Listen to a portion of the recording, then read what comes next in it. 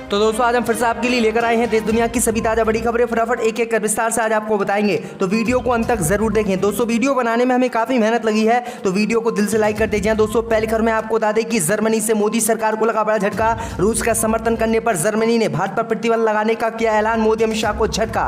वहीं आपको बताएंगे दोस्तों की ज्ञानव्यापी मस्जिद के बाद अब बिंदु माधव में नमाज पढ़ने पर हिंदू संगठनों ने रोक लगाने की कोर्ट से की है मांग, कई हिंदू संगठन पहुंचे कोर्ट। वहीं आपको बताएंगे दोस्तों की पैगंबर मोहम्मद साहब के खिलाफ बोलना बीजेपी नेता निपुण शर्मा को पड़ा भारी, अब पाकिस्तान से मिल रही है सिर कलम करने की धमकी, समर्थन में आया विश्व हिंदू परिषद। वहीं आपको बताएंगे दोस्तों की राकेश टिकैत पर बेंगलोर में स्याही फेंकने वाला व्यक्ति निकला हत्या का दोषी, पुलिस कभी भी कर सकती है गिरफ्तार। वहीं आपको बताएंगे दोस्तों की रामपुर लोकसभा उपचुनाव के लिए आजम खान तय करेंगे सपा प्रत्याशी, अखिलेश यादव ने सौंपी जिम्मेदारी।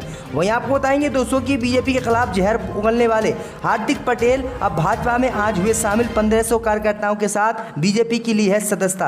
तो दोस्तों सभी खबरों को आपको एक एक कर बताने वाले हैं। वीडियो को लाइक कर चैनल को सब्सक्राइब कर दें और हमें कमेंट में बताएं कि आपके जिले किस तरह से हमारी खबरों को देख रहे हैं। इसी बीच पर तो दोस्तों अगली खबर की ओर, तो जर्मनी से मोदी सरकार को लगा बड़ा झटका। जर्मनी ने भारत पर प्रतिबंध लगाने का किया ऐलान, मोदी अमित शाह की बड़ी मुश्किलें। जी दोस्तों आपको बता दें कि रूस यूक्रेन जंग को लेकर जर्मनी से आज मोदी सरकार को बड़ा झटका लगा है। रूस का समर्थन करने पर मोदी से जर्मनी नाराज हो गया है और जर्मनी ने भारत पर प्रतिबंध लगाने का ऐलान कर दिया है, जिसके बाद भाजपा की मुश्किलें बढ़ गई हैं। जर्मनी ने भारत को आगाह किया है और कहा है कि वह व्लादिमीर पुतिन यानी रूस को कोई समर्थन नहीं दे, क्योंकि जिस तरह से रूसी राष्ट्रपति ने जो है यूक्रेन जैसे देश पर हमला किया, उसी तरह का खतरा भारत जैसे देशों पर भविष्य में पैदा हो सकता है और भारत पर चीन हमला कर सकता है। अगर रूस का समर्थन भारत ऐसे ही करता रहा तो जब चीन भारत पर हमला करेगा तो हम किसी भी कीमत पर भारत का साथ नहीं देंगे और चीन का साथ देंगे। इसलिए मोदी सरकार रूस से अपना समर्थन वापस ले और यूक्रेन की मदद करे। तो ये बड़ी अपडेट आई दोस्तों की जर्मनी मोदी सरकार से नाराज हो गया और जर्मनी ने ये कड़ी चेतावनी मोदी को दी है, जिसके बाद भाजपा की मुश्किलें बढ़ना तय है। इसी बीच पर तो दोस्तों अगली खबर की ओर, तो ज्ञानव्यापी मस्जिद के बाद अब बिंदु माधव में नमाज पर रोक लगाने की हिंदू संगठनों ने की मांग, पहुंचे कोर्ट। दोस्तों आपको बता दें कि वाराणसी में ज्ञानव्यापी मस्जिद के बाद एक और स्थान को लेकर कुछ लोगों ने अदालत का दरवाजा खटखटाया है।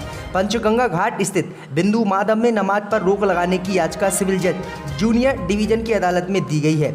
गाय घाट निवासी अतुल सहित 5 लोगों ने सिविल जज जूनियर डिवीजन की कोर्ट में पंचगंगा घाट स्थित धरहरा मस्जिद को लेकर वाद दाखिल किया है। इस मुकदमे में आदिल अली जमाल सुन्ना को प्रतिवादी बनाया गया है। वादी पक्ष का कहना है कि पंचगंगा घाट पर बिंदु माधव के नाम से विष्णु जी का मंदिर था और यहाँ पर मुसलमानों ने जबरदस्ती मस्जिद बनाई। औरंगजेब ने यहाँ पर मंदिर तोड़कर मस्जिद बनाई, इसलिए इस मस्जिद को तोड़ा जाना चाहिए राम मंदिर की तरह और यहाँ पर भी मंदिर बनना चाहिए। तो ये बड़ी अपडेट आई दोस्तों की ज्ञानव्यापी मस्जिद के बाद अब फिर से एक और मस्जिद का मामला कोर्ट पहुंच गया है। इसी बीच पर तो दोस्तों अगली खबर की ओर, तो रामपुर लोकसभा उपचुनाव के लिए आजम खान तय करेंगे सपा प्रत्याशी, अखिलेश यादव ने सौंपी जिम्मेदारी। दोस्तों आपको बता दें कि सपा मुखिया अखिलेश यादव और विधायक आजम खान के बीच करीब 2 महीने से चल रही दूरियां बुधवार को खत्म हो गई। अखिलेश ने दिल्ली के सर गंगाराम अस्पताल पहुंचकर आजम खान से मुलाकात की। करीब 3 घंटे चली वार्ता के बाद गिले शिकवे दूर हो गए। रामपुर में हो रहे लोकसभा उपचुनाव को लेकर भी काफी देर तक चर्चा हुई। अखिलेश ने कह दिया है कि आजम खान जिसे चाहे उससे प्रत्याशी बनाए। आजम खान 20 मई को 2.25 साल बाद सीतापुर जेल से रिहा हुए। जेल से छूटने के बाद उनसे मिलने के लिए तमाम लोग पहुंचे, लेकिन सपा मुखिया अखिलेश यादव या मुलायम सिंह यादव नहीं आए। आजम खान विधायक की शपथ लेने लखनऊ गए, लेकिन वहां पर सपा विधानमंडल दल की बैठक में शामिल नहीं हुए। उनकी अखिलेश और मुलायम से ना तो मुलाकात हुई और ना ही बात। हालांकि अखिलेश से खफा चल रहे उनके चाचा शिवपाल यादव लगातार आजम खान के संपर्क में थे। वह उनसे जेल में ही मिलने गए थे और जिस दिन वह जेल से छूट रहे थे उस दिन भी वह सबसे पहले सीतापुर जेल पहुंचे थे। लेकिन अब आजम खान की तबीयत थोड़ी बिगड़ी तो आजम खान दिल्ली अस्पताल में भर्ती हैं। तो दिल्ली अस्पताल में आजम खान से मिलने के लिए अखिलेश यादव पहुंचे हैं और अखिलेश यादव ने साफ कह दिया कि आजम खान जिसे भी प्रत्याशी रामपुर से लोकसभा उपचुनाव में बनाएंगे हम उस पर मोहर लगाएंगे और हम आजम खान की बात नहीं पलटेंगे। तो ये बड़ी अपडेट आ रही दोस्तों। इसी बीच पर तो दोस्तों अगली खबर की ओर, तो आम आदमी पार्टी के नेता की गिरफ्तारी से शिवसेना बीजेपी से हुई नाराज। बोली जो बीजेपी की धुन पर नहीं नाचते हैं ईडी उनके घर में घुसकर जेल में डाल देती है। दोस्तों आपको बता दें कि धन शोधन के आरोप में ईडी द्वारा गिरफ्तार किए गए दिल्ली के स्वास्थ्य मंत्री सत्येंद्र जैन की गिरफ्तारी को लेकर शिवसेना ने भारतीय जनता पार्टी पर बड़ा हमला बोला है। शिवसेना ने बुधवार को कहा है कि जो लोग बीजेपी की धुन पर नहीं नाचते हैं ईडी उनके घर में घुसकर उन्हें जेल में डाल देती है। पार्टी ने अपने मुखपत्र सामना में कहा है कि हिमाचल प्रदेश चुनाव से पहले जैन के खिलाफ कार्रवाई आपके लिए राज्य छोड़ने का संकेत है। आगे उन्होंने कहा है कि जैन प्रतिशोध की राजनीति के अकेले शिकार नहीं थे। उन्होंने कहा है कि देश भर में बीजेपी का पुरजोर विरोध करने वालों को निशाना बनाया बनाया जा रहा है। मोदी सरकार का संदेश है, आत्मसमर्पण करो या जेल जाओ। सत्येंद्र जैन, नवाब मलिक, अनिल देशमुख के खिलाफ कार्रवाई की जा सकती है, लेकिन गिरफ्तारी की एक श्रृंखला और जमानत की अनुमति देना प्रतिशोध है। सत्ताधारी दल के भ्रष्ट नेताओं को सुरक्षा क्यों दी जा रही है? तो ये बड़ी अपडेट आ रही है, बड़ा हमला शिवसेना ने बोला। इसी बीच पर तो दोस्तों अगली खबर की ओर तो पैगंबर मोहम्मद साहब के खिलाफ बयान देकर बुरी तरह से फंसी नुपुर शर्मा पाकिस्तान से मिल रही है सिर कलम करने की धमकी। जहां दोस्तों आपको बता दें कि दिल्ली बीजेपी नेता और पार्टी की प्रवक्ता नुपुर शर्मा एक हफ्ता से सोशल मीडिया पर जमकर ट्रोल हो रही हैं, क्योंकि उन्होंने बीते ही दिनों पैगंबर मोहम्मद साहब के खिलाफ एक टीवी चैनल पर विवादित बयान दिया था।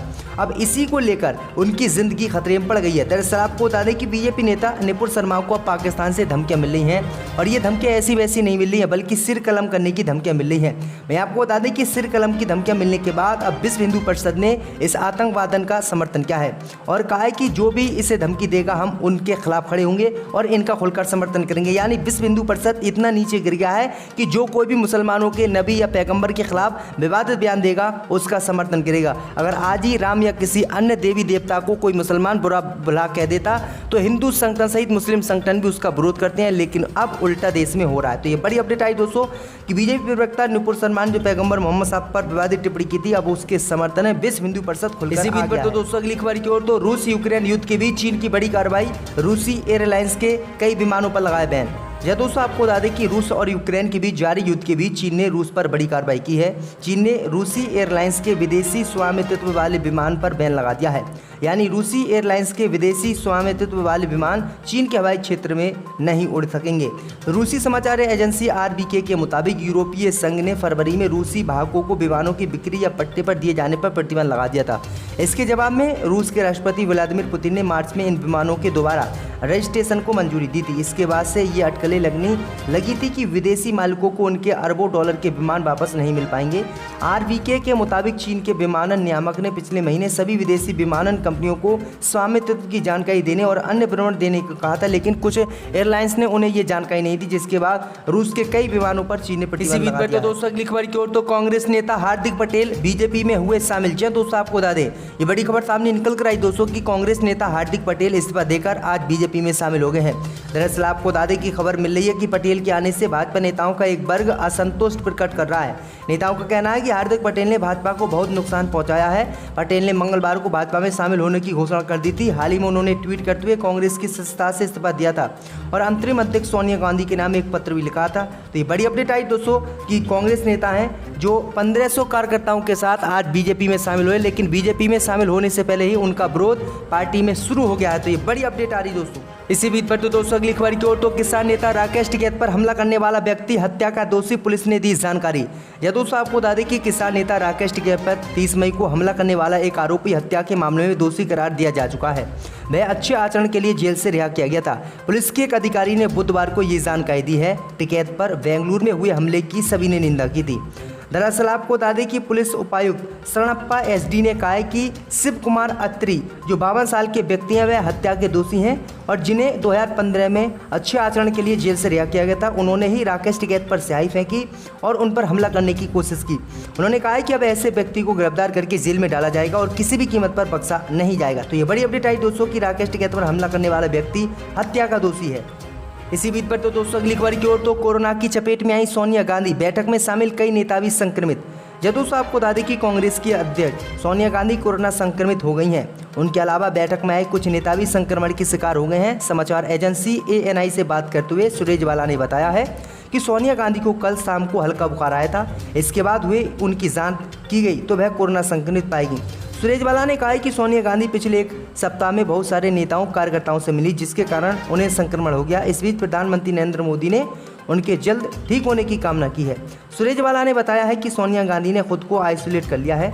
उन्होंने उनके संपर्क में आए सभी नेताओं से जांच कराने की अपील की है। फिलहाल उनका इलाज चल रहा है, वह जल्दी स्वस्थ हो जाएंगी। बता दें कि 8 जून को सोनिया गांधी को ED के सामने पेश भी होना है। तो ये बड़ी इसी बीच पर तो दोस्तों अगली खबर की ओर तो कश्मीरी पंडितों को लेकर मोदी सरकार पर बरसे केजरीवाल, कहा 90 का दशक आ रहा है कश्मीर में वापस। जहाँ दोस्तों आपको बता दें कि जम्मू कश्मीर में बढ़ती आतंकी घटनाओं को लेकर दिल्ली के मुख्यमंत्री अरविंद केजरीवाल काफी चिंतित हैं, जिसको लेकर उन्होंने वीडियो कॉन्फ्रेंसिंग के जरिए उन कट्टर विचारधारा लोगों की कठोर निंदा की है और औपचारिक तौर पर कहा है कि आज भी कश्मीरी पंडितों पर लगातार अत्याचार हो रहा है। ये कश्मीरी पंडित इन अत्याचारों से काफ़ी दुखी हो चुके हैं। कश्मीर में में रह रहे इन अल्पसंख्यकों नागरिकों की ये मांग है कि उन्हें पूर्ण रूप से आतंकियों से सुरक्षा दी जाए। मिली जानकारी के मुताबिक ये कश्मीरी पंडित यही चाहते हैं कि वह अपने घर वापस जाकर दोबारा बस सकें और अपनी पुरानी खुशखबरी जिंदगी को वापस ले सकें। तो ये बड़ी अपडेट आई दोस्तों। तो दोस्तों आज हम फिर से आपके लिए लेकर आए हैं देश दुनिया की सभी ताजा बड़ी खबरें, फटाफट एक एक कर विस्तार से आज आपको बताएंगे। तो वीडियो को अंत तक जरूर देखिए दोस्तों, वीडियो बनाने में हमें काफी मेहनत लगी है।